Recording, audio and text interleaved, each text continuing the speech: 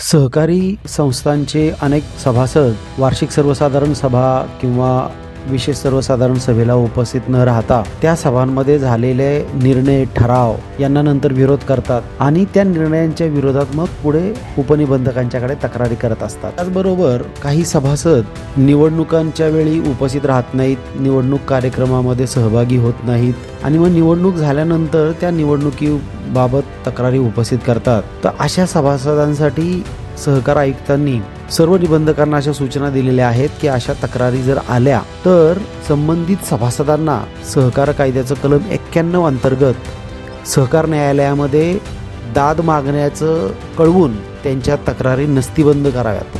म्हणजेच जर तुमच्या तक्रारी या निवडणुकाच्या संदर्भात असतील अथवा वार्षिक सर्वसाधारण सभेच्या निर्णयांसंबंधित असतील तर उपनिबंधकांना तो अधिकार नसल्या कारणानं त्याबाबत निर्णय घेण्याचे अधिकार हे सहकार न्यायालयाला असल्या कारणानं तुमच्या तक्रारी या निबंधक आता ऐकणार नाहीत। यापूर्वी हे ऐकत नव्हते, आणखीन त्यात स्पष्टता आलेली आहे।